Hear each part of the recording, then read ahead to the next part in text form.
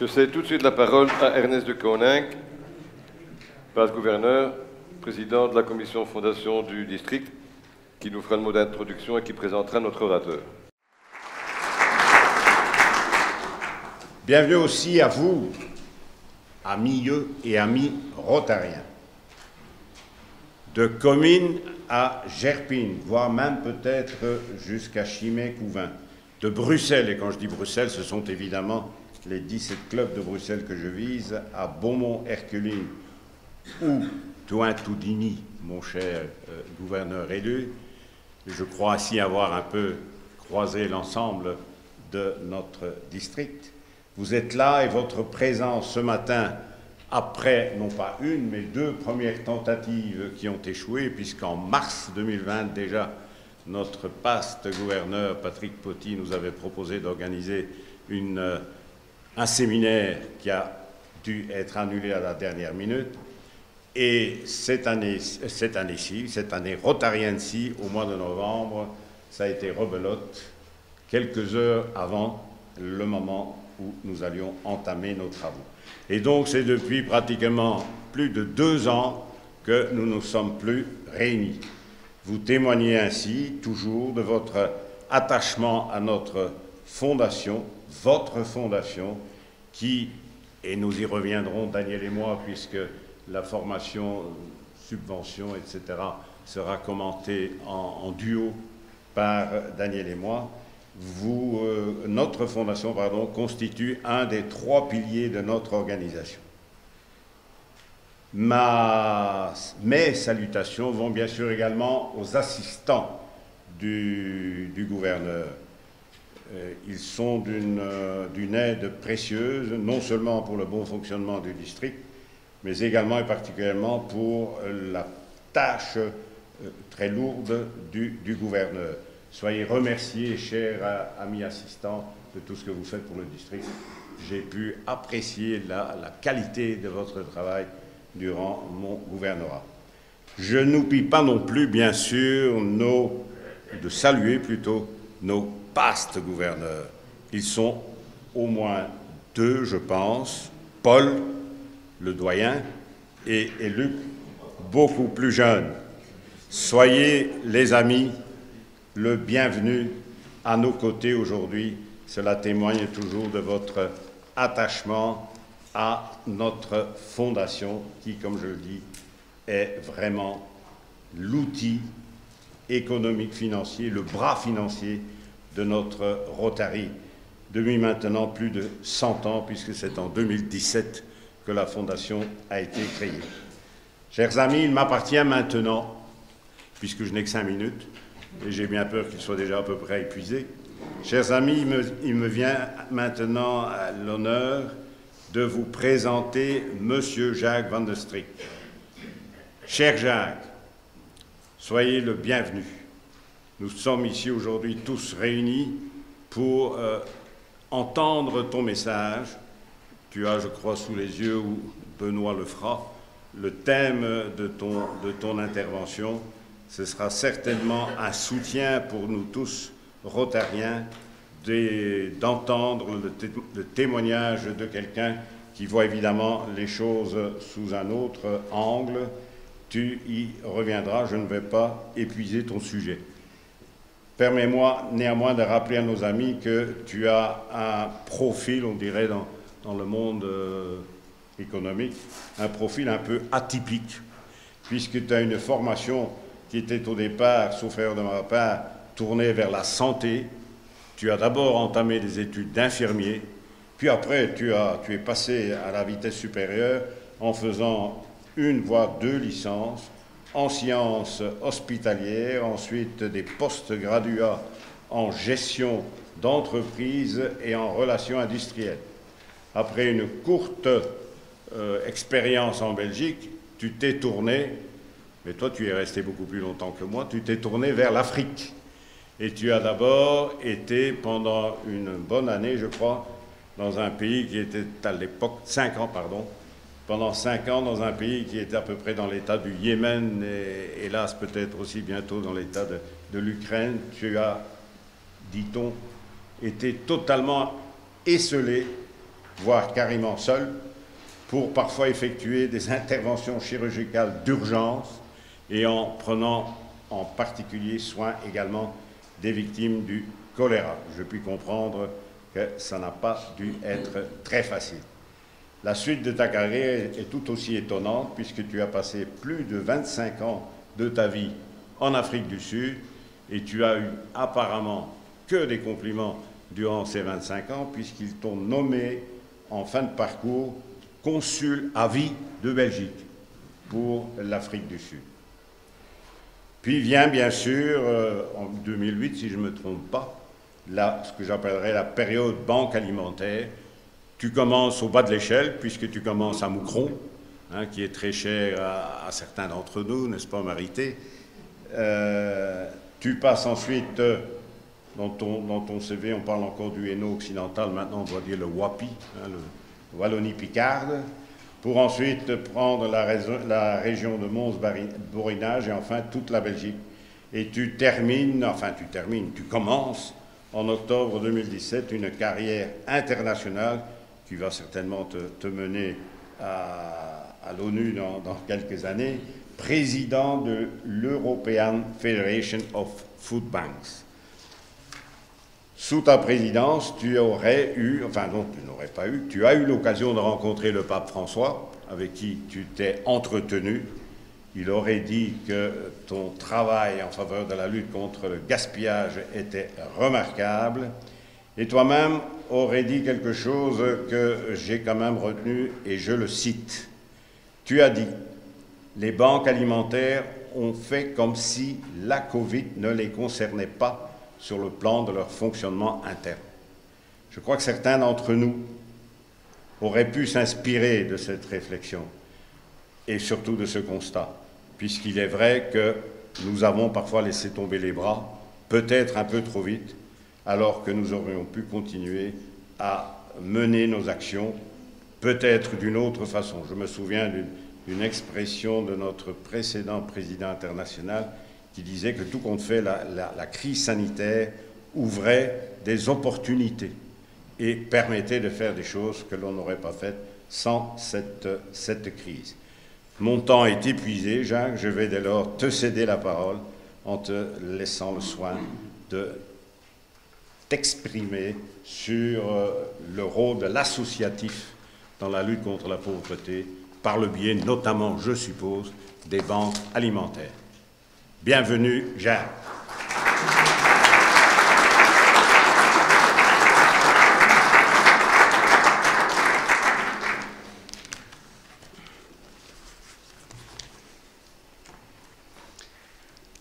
Mesdames, Messieurs, c'est un bien triste privilège que d'avoir de longues introductions. Cela reflète aussi l'âge auquel, tout doucement, on arrive. Je dois vous parler aujourd'hui du rôle de l'associatif dans la lutte contre la pauvreté et parler notamment des banques alimentaires.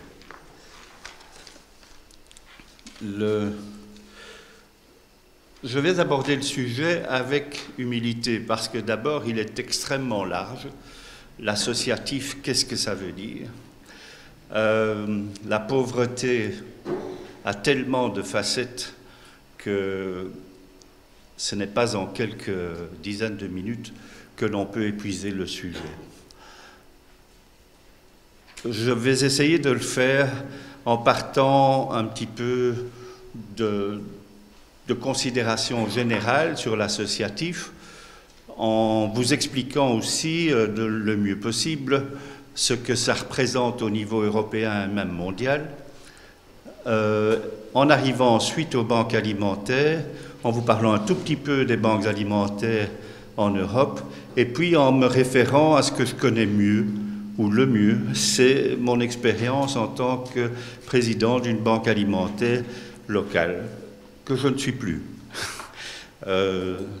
puisque j'ai passé le flambeau il y a quelques jours à ma succession au niveau local.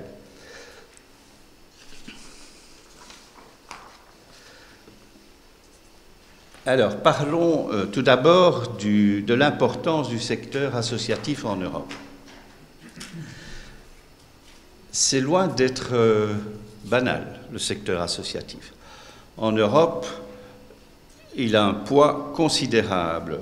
10 millions de travailleurs au sein des 27 États membres, soit plus de 4,25% de l'emploi total de l'Union européenne. Plus de 50% de la population de l'Union européenne serait impliquée d'une façon ou d'une autre dans le travail associatif. Mais l'associatif, quand je parle d'associatif ici, je parle d'associatif qui couvre tous les aspects de l'activité économique de l'associatif, qui entre pour une bonne part dans les provisions de l'État-providence. La santé, l'éducation, la lutte contre l'exclusion sociale et aussi la lutte contre la faim. Mais là, on a une particularité que je vous dévoilerai un peu plus tard. Il existe un modèle associatif européen qui possède plusieurs caractéristiques communes. Tout d'abord, un poids économique important, notamment par le nombre d'emplois rémunérés que cela représente. Les secteurs, comme je l'ai dit, liés à l'État-providence, représentent entre 2/3 et les 3/4 du secteur sans but lucratif et fonctionnent en partenariat, en grand partenariat avec les pouvoirs publics. Ces activités, je pense aux hôpitaux, aux mutuelles, aux écoles, etc., sont grandement financées par les pouvoirs publics et il y a des convergences de plus en plus importantes entre les organisations plus récentes où l'on va essayer de trouver des troncs communs entre la lutte contre l'exclusion, l'insertion par l'économique, les services de proximité. J'aurai l'occasion d'en donner l'illustration en me référant à notre expérience de WAPI au niveau donc de l'insertion sociale de personnes exclues par le travail. Toutefois, derrière cette identité commune en Europe, il faut parler de modèles différents.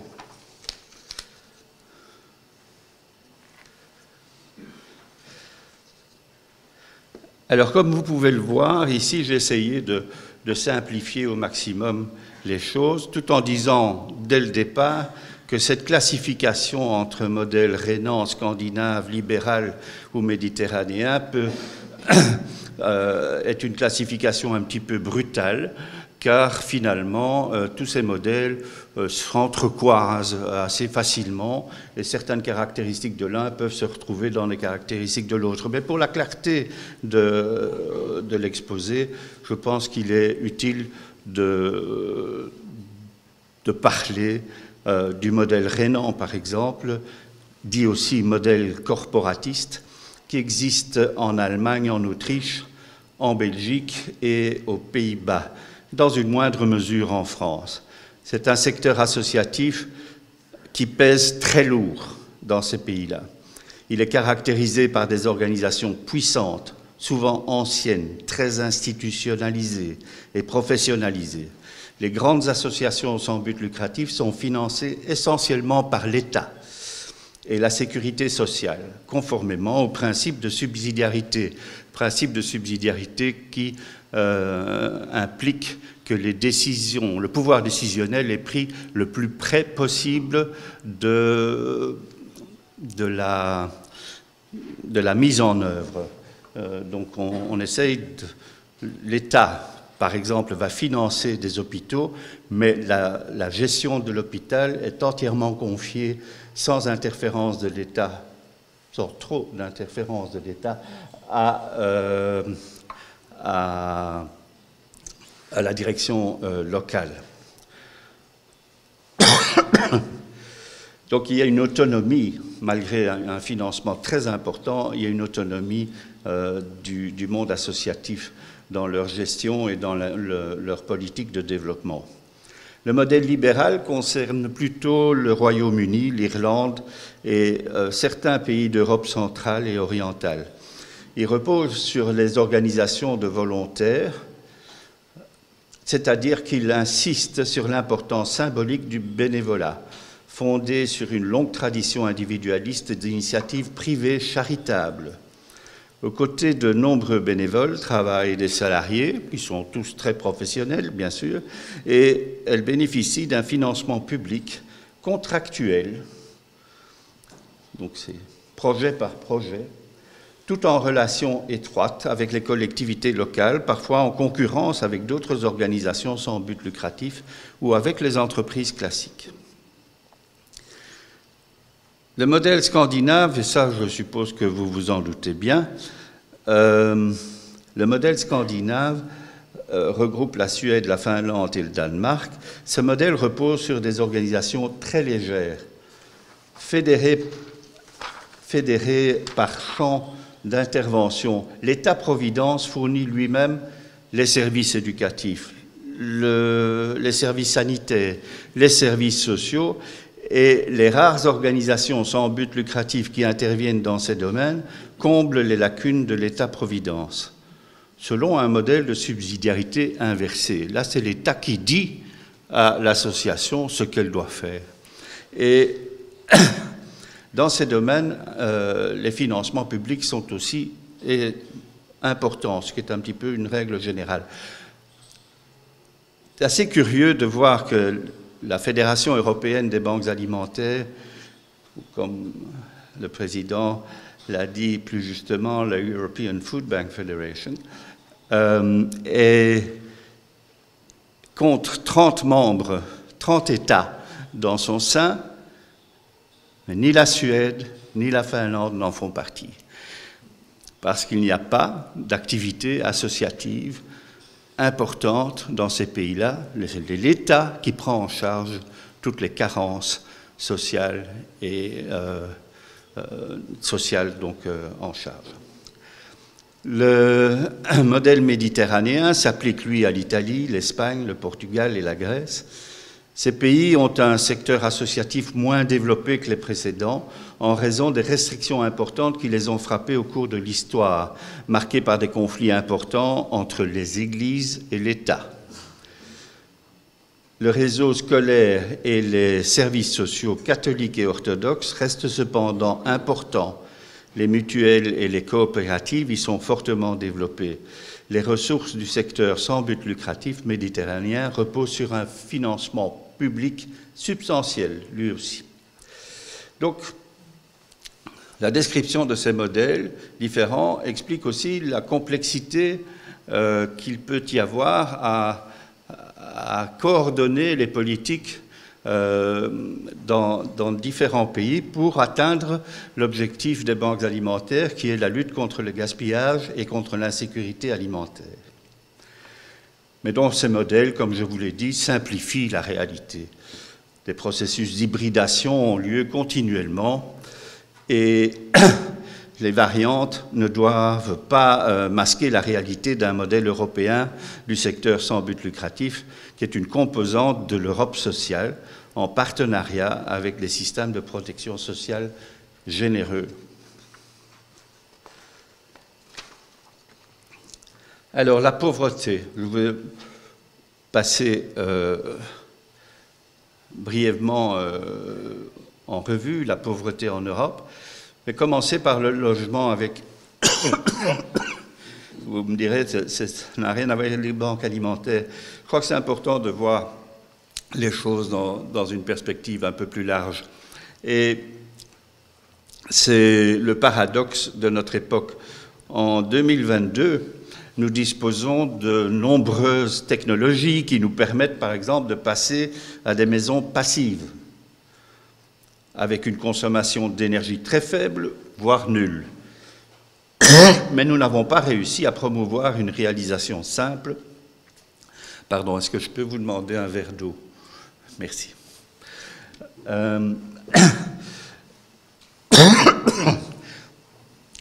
Donc, fournir des logements abordables à tous. Les chiffres ne mentent pas. 10% des ménages de l'Union européenne consacrent plus de 40% de leurs revenus aux frais de logement.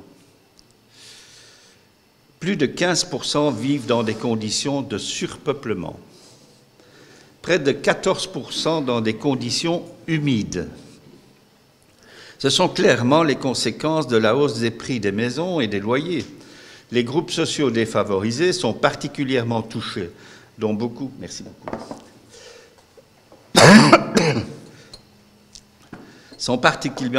Donc, beaucoup ont du mal à se payer des logements de qualité, encore plus dans les zones proches de leur emploi. Mais le plus choquant et le plus inacceptable de tous les chiffres est le nombre croissant de personnes sans domicile. FEANZA, qui est une organisation européenne qui s'occupe des sans-abri, grâce à son travail remarquable, nous dit que chaque nuit en Europe, il y a plus de 700 000 personnes qui dorment. Il y a plus de 700 000 personnes qui dorment dans les rues. Au cours de la dernière décennie, le nombre de sans-abri a augmenté de 70%. Nous parlons de gens qui n'ont pas d'adresse, des gens qui ne peuvent pas avoir de compte bancaire, qui ne peuvent pas trouver de l'emploi, des personnes qui, pendant la pandémie, ont été invitées à rester à la maison, mais qui n'avaient tout simplement pas de maison où rester et dont la vie était en danger à l'extérieur.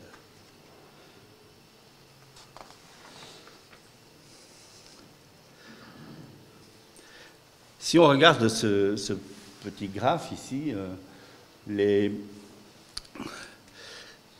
à la fin 2019, le Covid est apparu en Chine. Le Covid est apparu en Chine et dès mars 2020, c'était la catastrophe en Europe. Nous avons vécu pendant cette période-là une augmentation de la demande d'aide alimentaire en moyenne en Europe de 30%. L'objectif 2020, qui avait été voté par l'Union européenne en 2010, c'était de diminuer les... Je vais boire maintenant, vraiment. Merci beaucoup. Donc l'objectif qui était de diminuer le nombre de personnes en risque de pauvreté n'a pas été atteint. L'objectif était de 10 millions. Nous n'y sommes pas arrivés. Le nouvel objectif de diminuer de 15 millions le nombre de personnes en risque de pauvreté d'ici 2030, on peut déjà dire qu'il ne sera pas atteint.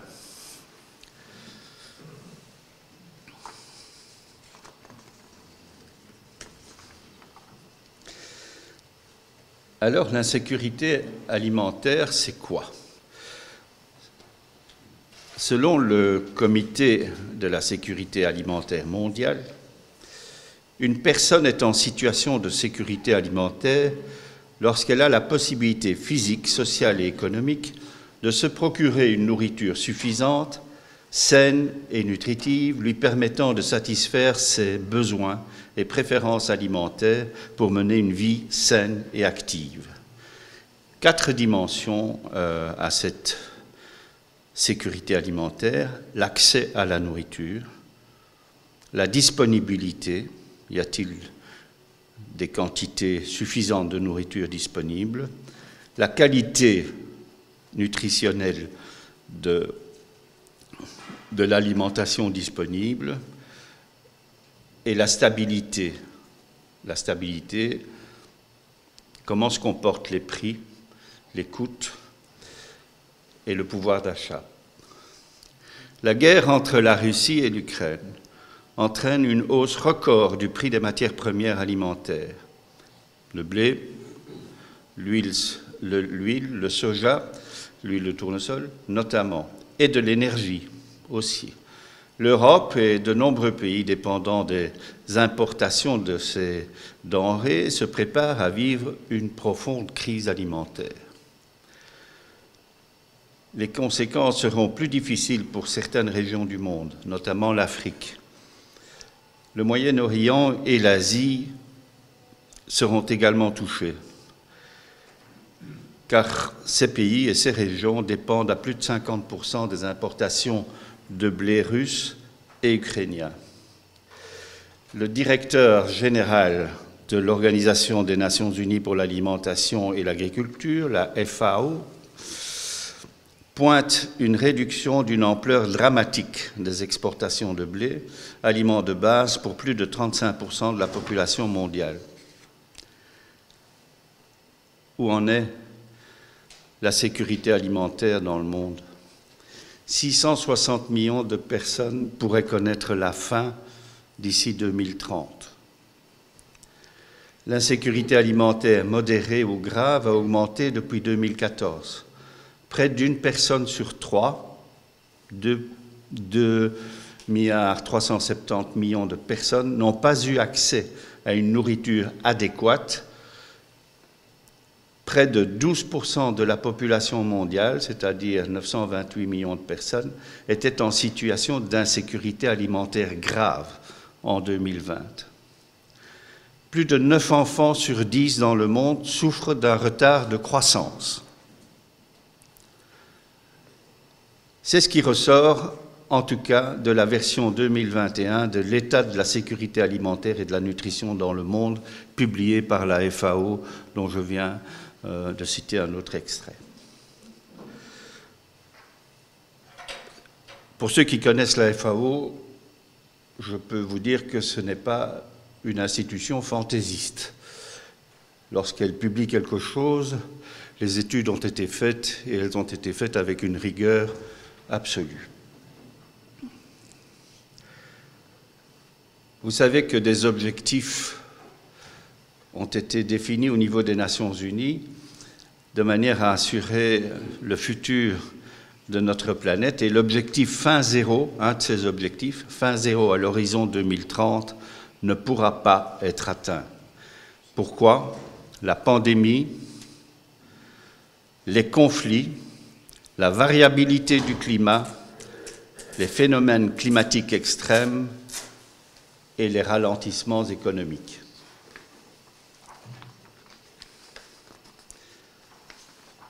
Commençons à approcher tout doucement les banques alimentaires. Alors, le monsieur que vous voyez au téléphone, c'est John Van Engel.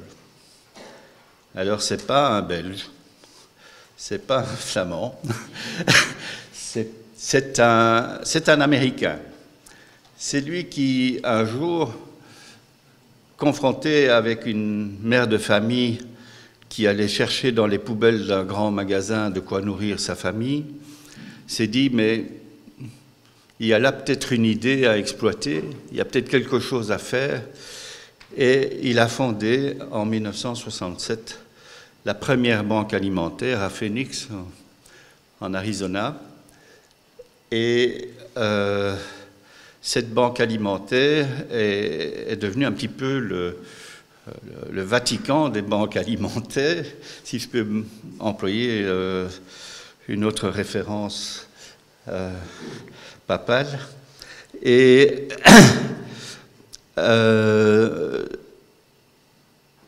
il a évidemment fait ça à l'américaine, et très vite, les banques américaines, les banques alimentaires américaines ont pu se développer, et notamment parce qu'elles, précisément aux États-Unis, la situation du monde sans but lucratif est très différente d'en Europe.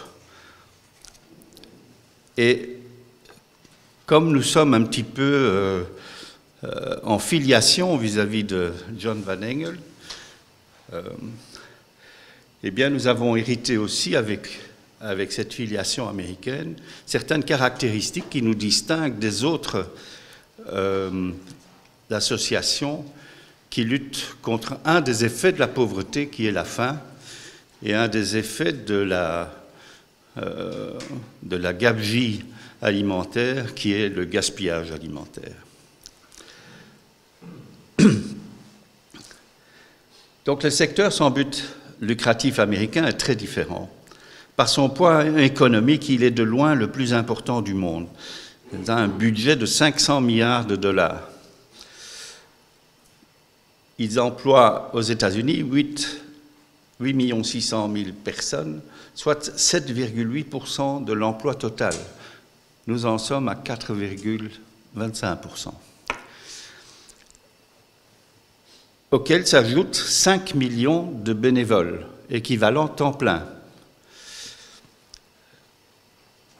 Intimement mêlées à la démocratie américaine, dès ses origines, les associations américaines ont pallié l'absence d'État ou ses carences par la pratique du self-help. Cela s'est surtout vérifié lors de la conquête de l'Ouest. Les associations et les fondations remplissent actuellement aux États-Unis des fonctions qui relèvent en Europe principalement du secteur public, dans le domaine de la santé par exemple, qui représente à lui seul 46% du secteur sans but lucratif américain. Mais l'essentiel de la différence des relations entre État et secteur sans but lucratif des deux côtés de l'Atlantique réside néanmoins dans les caractéristiques des systèmes de protection sociale. Les dépenses de protection sociale en 2019 représentaient en moyenne 28,1% du PIB pour les pays de l'Union européenne.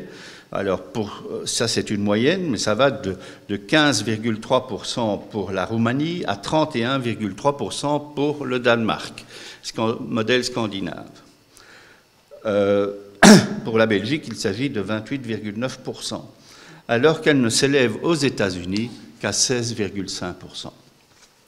Ceci démontre cela, et donc les banques alimentaires ont hérité des États-Unis cette notion, ce modèle conceptuel de self-help, c'est-à-dire que les banques alimentaires en Europe ne comptent pas sur l'aide de l'État pour fonctionner. Elles sont autonomes dans leur financement comme dans leur fonctionnement. Et elles sont très jalouses de cela, de cette autonomie. Elles y tiennent beaucoup, très fort. Alors, il a fallu quand même près de 20 ans pour que les Européens s'inspirent de ce qui se passait aux États-Unis. Et c'est une petite anecdote. Lors de l'audience privée que le pape nous a accordée, le président français des banques alimentaires m'avait demandé de signaler au pape que la première banque alimentaire avait été créée à Paris par une sœur catholique qui s'appelle, ça ne s'invente pas, sœur Bigot, Cécile Bigot. Et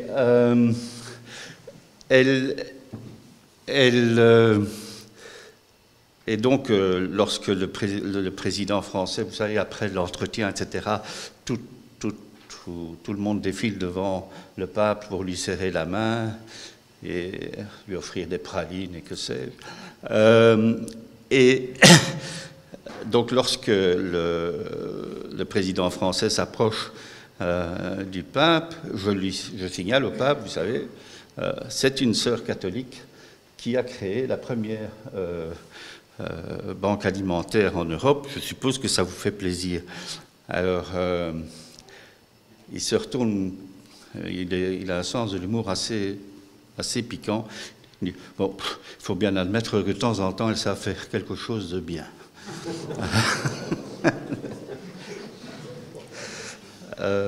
Bon, donc ça a démarré avec la France et très vite après la Belgique. Donc la France et la Belgique sont évidemment les créateurs de la Fédération européenne des banques alimentaires. Et petit à petit, d'autres États sont venus s'ajouter. La plupart, 25 pour le moment, sont des membres à part entière. Puis nous avons des membres associés qui sont la Moldavie, qui ne figure pas encore sur cette dia parce que ça vient d'être fait, la Macédoine du Nord, la Malte, enfin bon, des États qui ne sont pas encore tout à fait consolidés dans leur fonctionnement et qui ont un statut de membre associé. Voilà.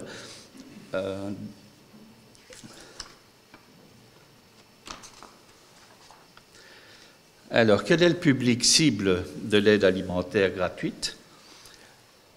C'est bien codifié. Il y a les gens qui sont en risque de pauvreté. Qu'est-ce que ça veut dire, la pauvreté monétaire pour l'Union européenne? Ce sont des gens qui ont comme revenu moins de 60% du revenu médian de l'État. Donc ça varie d'État à État.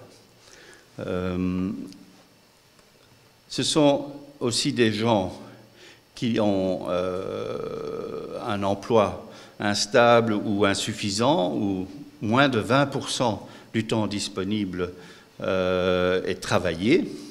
Et puis, il y a les gens qui sont en déprivation, en privation matérielle sévère. Et donc, ce sont des personnes qui ne savent pas manger un repas contenant des protéines, viande ou poisson, au moins un jour sur deux, ou qui ne savent pas payer leur loyer, ou qui ne savent pas payer les factures courantes, c'est-à-dire l'électricité, le gaz. Autant vous dire que pour le moment, cette dernière catégorie est en train d'exploser.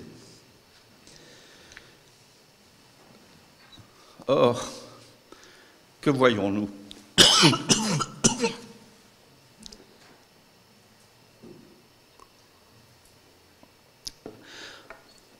Le paradoxe. En 2020, nous avons en Europe 118 millions de personnes qui sont en risque de pauvreté et d'exclusion sociale et 11 300 000 personnes qui sont en situation de privation matérielle sévère. Et à côté de ça, on perd et on jette 88 millions de tonnes de produits alimentaires chaque année, à un coût qui est estimé à 143 milliards d'euros.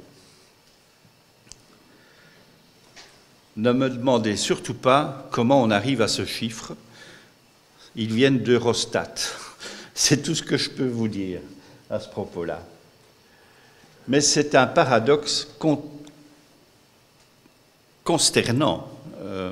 Et donc, la logique d'essayer d'apporter une aide alimentaire tout en luttant contre le gaspillage alimentaire, je pense que là, la logique s'impose. Elle est implacable. Alors, qu'est-ce que c'est une banque alimentaire? Comment ça fonctionne? Je réduis mon horizon maintenant à la Belgique. Et donc, en fait, c'est assez simple. D'où tenons-nous les aliments que nous distribuons? Eh bien, nous les tenons du secteur agroalimentaire, l'industrie, de la distribution, des criers aussi, et du Fonds européen d'aide aux démunis. Ces 4 secteurs-là alimentent 9 banques alimentaires. Alors, je voudrais quand même préciser qu'une banque alimentaire, le terme banque alimentaire est un peu galvaudé. Il y a 9 banques alimentaires en Belgique, et ces banques alimentaires sont des grands centres logistiques qui n'ont pas d'interface avec les bénéficiaires finaux. Donc, les associations locales qui font le travail remarquable et indispensable d'aide à la cohésion sociale en distribuant de la nourriture et en aidant sous beaucoup d'autres formes les personnes en précarité, ne sont pas des banques alimentaires.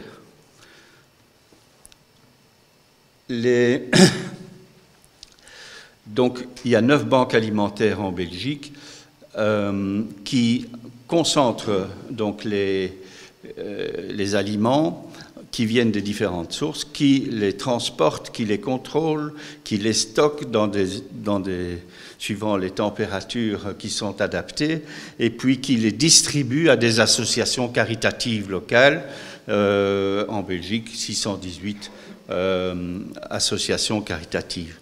Ça change un peu tout le temps, mais c'est à peu près ça.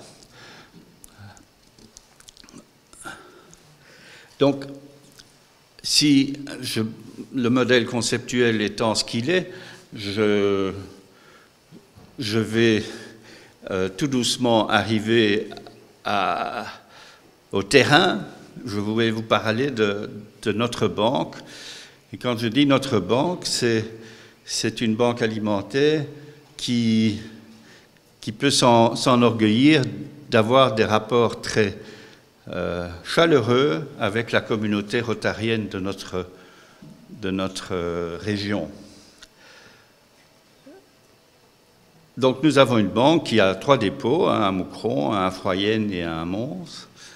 Il y a 105 collaborateurs qui travaillent dans cette banque alimentaire, dont 85 bénévoles et 20 salariés mis à disposition pour le programme Soréal. C'est ici que l'on voit une réalisation concrète où le travail de récolte des produits invendus dans les magasins et dans les grandes surfaces n'est pas un travail qui est adapté au bénévolat. C'est un travail qui doit se faire à heure fixe, tous les jours de la semaine, si l'on veut être sérieux, puisqu'on met à notre disposition des articles qui ne sont plus vendables, mais qui sont consommables. Donc il y a un travail de récolte et de vérification et de sécurité qui est important. Et c'est un travail qui doit être fait tous les jours de la semaine, 52 semaines par an. Qu'avons-nous fait? Nous avons créé ce programme Soréal.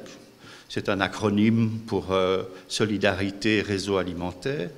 Et nous mettons là, avec la collaboration des pouvoirs publics et des CPAS en particulier, des personnes qui sont en rupture avec le système social, qui n'ont plus droit au chômage, qui n'ont plus droit à rien du tout, qui sont déstructurés. Et ces personnes viennent nous aider. C'est extraordinaire de voir l'impact que ce programme a sur les personnes. C'est-à-dire que les personnes qui sont intégrées dans ce programme, au lieu d'être assistées, deviennent assistants. Et ça change tout pour eux et pour elles. Et donc, nous avons quelques beaux résultats de revalidation en tant qu'être humain, membre d'une société active, grâce à ce programme. On leur apprend à conduire un Clark, on leur apprend à encoder sur un ordinateur, on leur apprend un tas de choses. Ils sont souvent avec nous pendant 1 an et après ils sont dans une position où ils peuvent en tout cas retrouver un emploi. S'ils travaillent bien, ils se sont aussi montrés à de nombreux employeurs potentiels chaque jour de la semaine.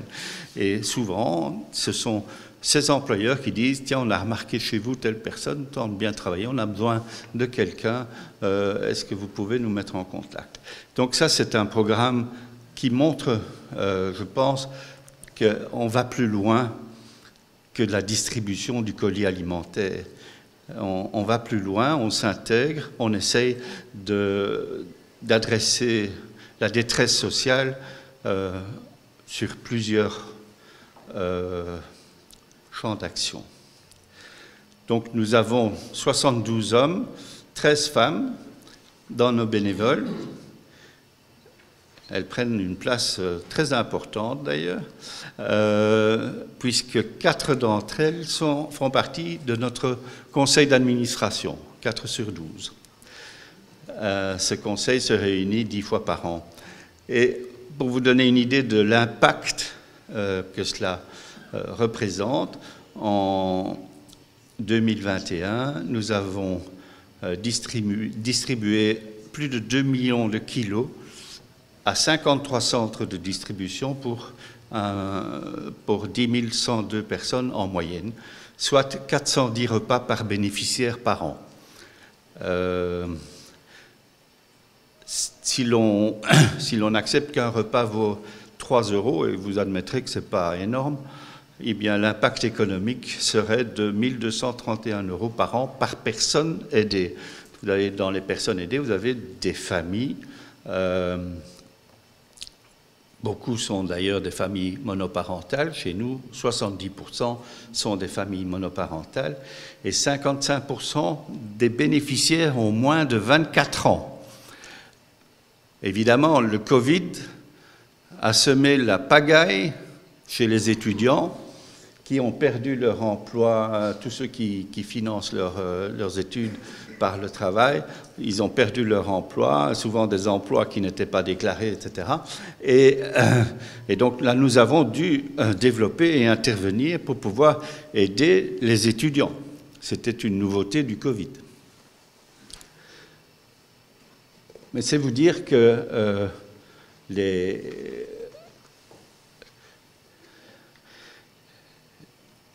l'activité que nous menons, elle a un sens économique aussi. C'est 1 231 € par an par personne et la famille moyenne a 3,5 personnes par famille. On en arrive quand même à une contribution en nature qui permet aux gens de mieux adresser la rareté de leurs moyens financiers. Pourtant, certains vous diront que l'aide alimentaire en nature est une atteinte à la dignité de l'homme. Je suis absolument sidéré lorsque j'entends ce genre de réflexion. Je pense que manger fait partie de notre culture et que la première chose qu'on fait lorsqu'on a trouvé des personnes que l'on apprécie, c'est de les inviter chez soi à manger. C'est donc un acte de relation positive que l'on établit avec les personnes que l'on a envie d'aider ou que l'on a envie d'avoir avec soi. Donc je pense que c'est tout à fait naturel de donner une aide alimentaire quand elle est disponible gratuitement, j'insiste, gratuitement, pour des personnes qui doivent choisir entre se loger et manger, doivent choisir maintenant entre se chauffer ou manger.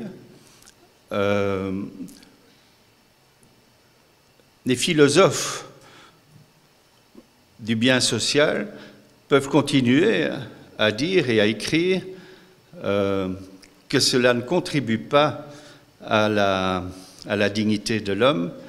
Je vous assure que ce n'est certainement pas le sentiment que les bénéficiaires reflètent.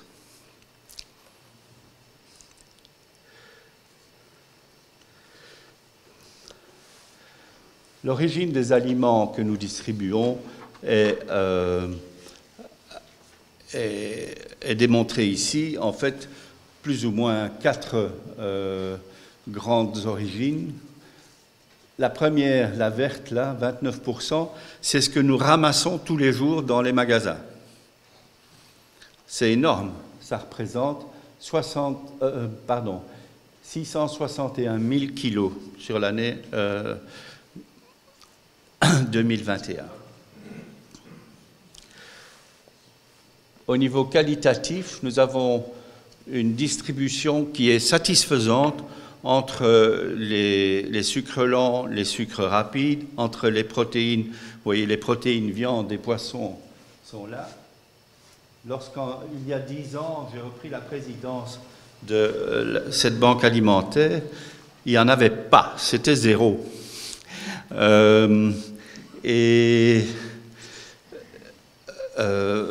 Les produits laitiers qui contribuent aussi, bien entendu, à l'apport de protéines, sont bien représentés également. Donc c'est un camembert qui représente finalement assez bien ce que le Belge moyen mangent et comment ils s'alimentent. Alors je voudrais vous livrer ceci comme point final, parce que je pense que à la seconde près, mon temps de parole est abouti. Donc les associations, et vous connaissez tous beaucoup d'associations qui luttent contre les exclusions dans votre environnement rotarien. Les écouter est essentiel. Ces associations témoignent des dysfonctionnements des systèmes sanitaires et sociaux, mais elles y participent. On ne changera pas le rôle de l'État rapidement de ce côté-là. On n'arrivera pas à un système scandinave. Ça coûte trop cher, on ne sait pas se le permettre.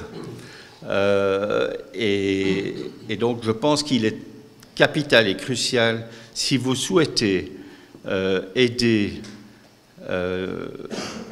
non pas les banques alimentaires, mais aider les personnes qui ont besoin de votre aide. Les banques alimentaires sont un véhicule qui sont à votre disposition pour le faire. Elles sont bien organisées, elles sont efficientes et efficaces. Mais parlez aux associations, au Saint-Vincent-de-Paul, etc., de votre région, et elles ont des messages à faire passer, et leur accorder de l'attention est essentiel. Voilà, je vous remercie pour votre bonne attention.